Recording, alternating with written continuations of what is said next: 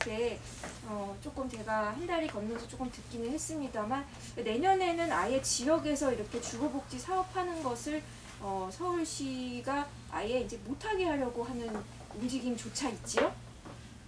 네, 그렇습니다. 이게 아까 설명드리던 거랑 약간 다른 이야기이긴 한데, 네, 지금 오세훈 시장님께서 지금 추진하고 있는 계획은 뭐냐면, 임대주택은 공공의 부분이기 때문에 민간에서 공공의 부분의 역할을 감당하면 안 된다라는 이야기를 하면서, 사실 실질적으로 주거복지센터가 2007년부터 지금까지 민간에서 발아하여서 주거복지의 체계를 잡는 데까지 꽤 오랜 시간을 이제 활동가들이 노력하고 고생을 해왔는데, 이제 완성된 주거복지센터의 모든 것들을 가져다가 SH로 일괄 넘기겠다고 합니다. 그래서 저희가 내년에는 예산이 잡혀있지 않아서 곧 문을 닫게 될 상황이기는 합니다. 그래서 그거와 관련해서 계속적으로 저희 주거복지가 민간에서 하는 것이 왜 중요한 것인지를 계속 설명하고 있는데요. 그 민간센터라고 하면 비영리이기 때문에 네, 지정기구 기탁 같은 것이 가능합니다. 그래서 저희는 사실 서울시에서 주는 재원 가지고 이 아까 직접 지원이라든가 이런 것들을 하기에는 한계가 있습니다. 예산이 2,500 정도 된다고 봐야 할까요? 저희 사실 송파구 68만을 대상으로 2,500 가지고 보증금 300만 원씩 나눠줘서는 해결할 수 없는 부분들이 많이 있습니다. 그래서 저희는 그 3월부터 10월까지는 서울시 복지재단에서 서울형 임차보증금이라고 하여 1인당 600만 원까지 지원하는 보증금 제도가 있어요. 그래서 그것을 저희가 신청을 대행하는 기관이거든요. 그래서 저희는 그것도 대행해서 신청을 해드리고 있고요. 그 다음에 사실 저희가 지원해도 되고 서울시 복지재단에서 지원을 해도 되는 그런 그러니까 어느 기관에서 지원해도 상관은 없는 보증금이라 하더라도 서울시 복지재단은 600만 원까지 나오고 저희는 최대 300만 원까지 나온다고 하면 사실 그 600만 원을 보증금으로 사용하기 때문에 본인이 활용할 수 있는 돈은 아닙니다. 그러나 그게 자산으로 남기 때문에 저희는 최대한 임대료, 그러니까 보증금이 필요하다 그러면 네, 제일 많이 나오는 것부터 신청을 해드리고요. 거기서 혹시 네, 떨어지고 탈락한다고 하면 그때 저희가 300만 원을 지원하는 그런 시스템을 운영하고 있고, 또 그것도 모자라서 저희가 이제 아산복지재단, 이랜드재단, 초록우산 어린이재단 같이 기본적으로 사회공헌 사업을 하는 그런 재단에 연계해서 네, 주거비를 또 이렇게 채워드리고 있거든요. 그래서 이런 복지재단들이 주거비, 생계비, 의료비, 교육비 뭐 아주 다양하게 지원을 하고 있습니다. 그래서 저희 주거복지센터에서 주거비뿐만이 아니라 필요한 게 있다고 하면 그 금액 안에서 지원이 되기 때문에 저희가 다양하게 좀 연계를 하고 있습니다. 그래서 저희는 이렇게 민간 비영리 법인이다 보니까 이렇게 이제 재단이나 이렇게 외부 기탁을 통해서 저희가 재원을 좀 확보할 수 있는 그런 또 장점이 있고요.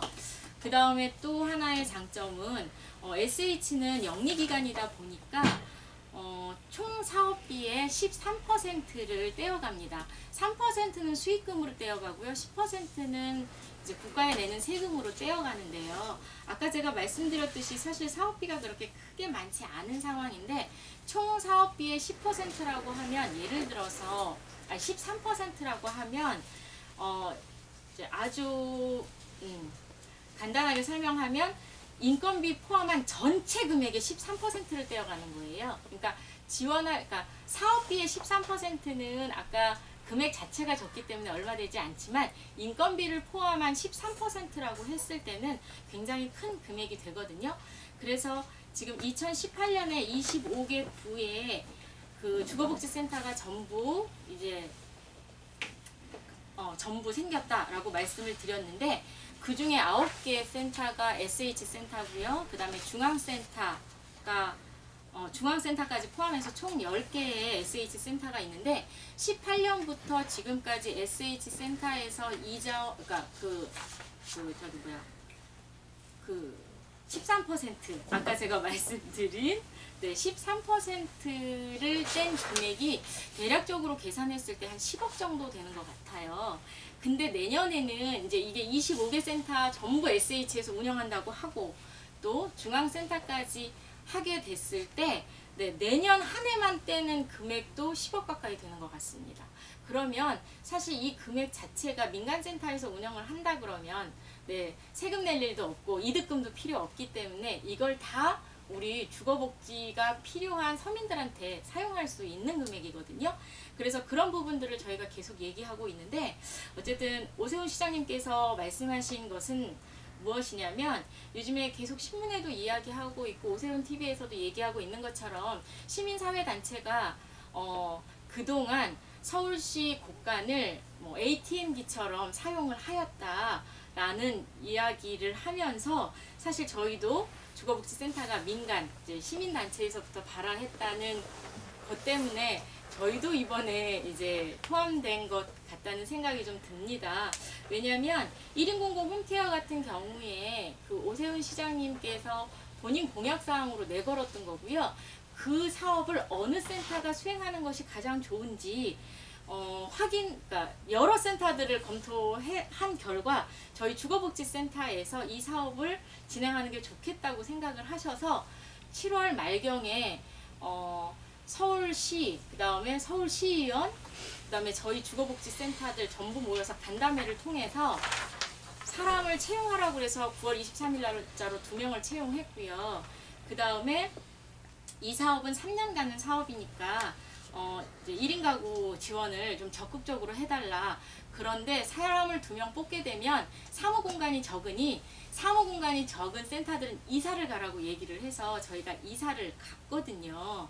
그랬는데 네, 9월 23일 날 출근하자마자 내년부터 니네하고는 그러니까 너희 민간센터하고는 사업하지 않을 거야 라고 이야기를 하면서 사실 저희 2명 채용하신 분들 단기 3개월짜리 네, 직원을 뽑게 되는 그런 아주 황당한 사례가 발생했습니다.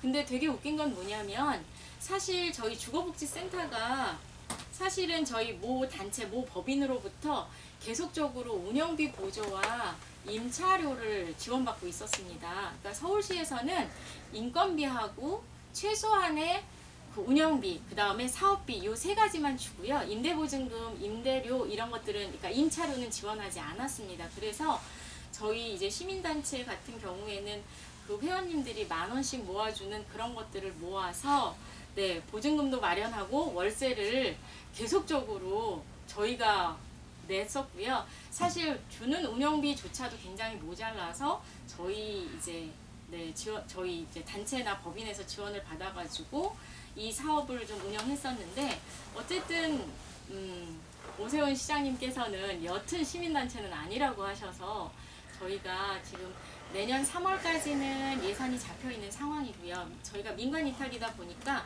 민간위탁 통보를 3개월 전에 해야 되는 상황인데 해지하겠다라는 통보가 아직 예결위가 통과되지 않아서 네, 아직 할 수 없는 상황이어서 곧 이제 예결위가 끝나면 민간위탁 종료한다, SH로 넘긴다라고 통보를 할 예정이라고 하고요. 이거는 저희가 서울시로부터 공식적으로 통보를 받은 내용이고 네, 4월부터는 아마 SH에서 네, 주거복지센터를 운영하겠다라고 얘기를 하고 있는데 고용승계는 또 절대 되지 않는다고 합니다. 뭐 이유는 공사이기 때문에 네, 공기업 직원은 공개 채용을 통해서 모집하는 거라서 네, 저희 주거복지센터 직원들을 승계할 수 없다 이렇게 지금 이야기하고 있습니다. 근데 아까 초반에 그 프랑스 주거복지 정책 100년 교훈의 이제 지은이가 이야기했던 것처럼 우리나라에도 주거복지 전문가 육성이 필요하다 이런 이야기를 하셨거든요. 실제로 저희 민간에서는 2007년부터 네, 철거민들을 대상으로 또 주거 취약계층을 대상으로 이런 사업들을 계속 해왔기 때문에 실질적으로 저희가 전문가라고 할 수 있거든요. 근데 이 육성된 전문가들을 전부 다 일순간에 해고를 시키겠다. 저희 한 100여 명 정도 되는데 네, 저희가 어쨌든 이거와 관련해서 이제 언론 플레이를 좀 하고 있고 많은 시민들에게 사실 이런 것들은 이제 복지의 후퇴이고 민주주의의 후퇴라고 생각을 하기 때문에 많이 알려나가고 있는 상황입니다. 예, 지금 센터장님 말씀하신 것처럼 저도 시민단체 일을 오랫동안 하면서 아니 SH가 시민단체보다 훨씬 더 공공성이 높다고 이렇게 영리적인 이익을 정확하게 수익률을 떼는 회사가 훨씬 더 높다고 이렇게 주장하는 오 시장님의 어떤 그 논리의 공공성을 일단 이해를 할 수가 없고, 2007년부터 시작해갖고 이렇게 쌓아온 주거복지 전문가들의 어떤 이런 부분들, 특히나 이제 SH공사가 그렇다고 하면 우리가 토요일 날마다 자원봉사를 해갖고 어려운 계층들에게 가서 모두 뭐 도배도 하고 청소도 해주고 이러는 모두 그 무료적인 어떤 행위나 이런 것들을 정말 SH공사가 친절하게 해주고 발굴을 매주 하고 그렇게 하실 수가 있는 건지, 이런 것들에 사실 심각한 의문이 들고요. 또 궁극적으로 복지국가라고 하는 것은 개인 혼자는 할 수 없는 일들을 여러 명이 같이 연대하고 힘을 합치고 서로 이웃을 보살피고 이러한 것들을 오히려 더 증진하고 확대하려고 하는 것이, 그것이 공공의 역할이라고 생각을 합니다. 특히나 이제 제가 맨 처음에 말씀드렸듯이 자연 무정, 인간 유정, 이렇게 제가 아까 말씀을 드린 것처럼 절대적으로 일어날 수밖에 없는 불평등이나 재해 속에서 결국에 인간들이 서로 조정이나 이런 행동 등을 통해서 정을 찾고 서로가 서로를 이해하고 보살피는 과정을 이끌어 나온 시민단체를 신뢰하지 않는다면, 그러면 어떤 행위를 도대체 더 영리적 행위만 하는 무자비한 자연을 닮은 그런 상행위만 신뢰를 하는 것이 맞는 것인지, 우리가 그런 서비스를 받기 위해서 이 인간 세상을 사는 것인지, 주거복지의 가장 근본적인 어떤 이념에 대해서 우리가 사실은 고민을 좀 해봐야 됩니다. 특히나 지금 이렇게 오래 쌓아온 노하우가 올해로 마지막을 맞았습니다. 사실 그래서 우리 센터장님을 또 모신 것이기도 하고요. 내년부터는 이 전반적인 사업들이 SH 직원들에게 이렇게 신청을 하고 이런 고충들이 들어가고 직접 발로 뛰는 우리 시민단체들이 아니라 그렇게 넘어간다는 게 굉장히 좀 슬픈 생각이 들고요. 그렇다고 하더라도 SH공사의 직원도 이 유튜브를 볼 수 있기 때문에 궁극적으로 우리 센터장님 노하우를 조금 전수를 마지막으로 좀 해주시면 좋겠는데요. 궁극적으로 주거복지 사업을 해보니까 제일 문제점이 무엇이었는지 조금 정리해 주시면 좋을 것 같습니다. 네. 그 전에 한마디 더 드리면, 예. 지금 서울시에서 궁여지책으로 내건, 그러니까 저희 지금 주거복지센터 아까 전문가들이 이제 이런 오 시장님의 생각 때문에 다 이제 실업자가 되는 이 상황을 아마 오 시장님께서도 고민을 하신 것 같아요. 그래서 지금 얘기하고 있는 것은, 지금 SH조차도 사실 단기간 내에 주거복지센터를 받을 수 있는 그런 상황은 못 되는 것 같습니다. 왜냐하면 고쳐야 되는 자기네 그 법령이라든가 이런 것들이 꽤 많다고 하더라고요. 그래서 정 안 되는 경우 주거복지센터를 지금 9개 센터는 운영하고 있으니까 그냥 두더라도, 만약에 4월 이후에 주거복지센터가 제대로 이제 운영이 안 되면 그것도 문제가 있어서 고용도 좀 생각을 하고, 네, 그런 차원에서 뭐 4월부터는 민간 주거복지센터에 용역을 주는 방식을 좀 말씀을 하셨습니다. 그래서 얼마 전 신문에서는 주거복지센터 SH로 일괄 넘기고 민간센터한테는 뭐 용역이든 뭐든 이렇게 주는 그런 방식, 그래서 주거복지센터에 브로커를 끼는 것이냐라는 그런 기사도 좀 났기는 했거든요. 그래서 지금 여러 가지 이야기가 지금 오가고 있는 상태이긴 한데, 어떤 게 딱히 결정난 사항은 아니고, 어쨌든 저희 민간주거복지센터는 내년 3월로 문을 좀 닫는다. 여기까지는 이제 기정사실화된 사항입니다. 저희가 이제 주거복지센터를 좀 운영하면서 느끼는 우리나라 이제 주거복지의 문제점은, 사실 아까 저희가 주거급여를 이제 지급을 하는 경우, 그러니까 주거 안정을 위해서 지급되는 복지 서비스인데, 임대인에게 이제 직접 들어가는 것이 아니고, 그 수혜자, 주거급여를 받는 수급자에게 그 급여가 들어갑니다. 근데 그 수급자 분들께서 이것을 임대인에게 이제 납부를 잘 하시면 상관이 없는데요. 그렇지 않은 경우가 발생을 해요. 그래서 임대료 체납이 발생을 하거든요.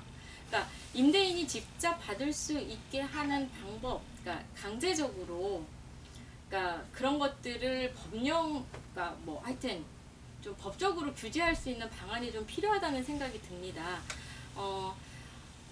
그러니까 임차인들이 임대인에게 임차료를 계속 체납하게 되면 그걸 가지고 다른 목적으로 사용하고 그분들이 저희 센터나 아니면 복지관이나 이제 다른 기관들을 돌면서 임차료 체납과 관련해서 어쨌든 이제 계속적으로 직접 지원을 요구하시는데 임대인이 직접 받을 수 있게 하는 방법이 한 두 가지 정도 있습니다. 하나는 3개월 이상 체납됐을 때 임대인과 임차인이 모두 동의했을 때 주민센터에 가서 신청하는 방법이 있는데요. 이거는 나중에 본인이 원치 않으면 그러니까 신청도 안 되고 신청을 했다 하더라도 본인이 나 이거 내가 주거급여 내가 받아서 내가 임대인한테 직접 주고 싶어요. 내가 직접 수령할게요. 라고 신청하고 나서도 해지를 하게 되면 바로 또 다시 주거급여가 그 임차인에게 들어가게 되거든요. 그래서 실효성이 굉장히 떨어지고요. 전세임대나 매입임대 같은 경우에도 최초에 계약할 때 임차료가 주거급여로 이제 바로 들어갈 수 있도록 하는 설정하는 기능이 좀 있어요. 근데 그거는 계약 당시에만 신청할 수 있고 계약이 체결되고 난 이후에는 선택할 수 없는 부분이거든요. 근데 이거는 개인 선택이 아니라 그냥 아예 계약 당시 전세임대나 매입임대를 입주했을 때 이분이 주거급여를 받는 수급자이시라고 한다면 그냥 임차료가 바로 SH든 LH든 아니면 집주인에게 들어갈 수 있도록 이렇게 법제화돼야 된다는 생각이 듭니다. 그러니까 3개월 정도 지나면 삼진아웃제 같은 걸 아예 법령에 명확하게 해서 그렇죠. 두 사람이 굳이 가서 합의하지 않더라도 자동으로 이렇게 복지비가 남용되지 않도록 막자라고 이렇게 정책 제안을 하시는 거지요? 그렇죠. 그런 부분들을 저희가 계속 얘기하고 있는데 이게 안 된다고 말씀을 하시더라고요. 그러니까 저희는 사실은 주거급여라는 게 주거 안정을 위해서 필요한 건데 사실 주거급여 가지고 또 딴 데다 쓰시고 그것 때문에 사실 주거불안이 다시 발생을 하는 퇴거위기 상황이 다시 발생을 하기 때문에 그런 것들을 좀 예방하는 차원에서 이런 것들이 꼭 필요하다고 이야기를 하고 있는데 행정상 남의 통장으로 들어가는 건 안 된다고 하기 때문에 수급자에게 줘야 된다라는 얘기고요. 그 다음에 SH나 LH 같은 경우에는 가상계좌로 입금이 돼야 되는 경우거든요. 근데 국가에서 주거급여를 줄 때 가상계좌 입금은 또 되지 않는다고 합니다.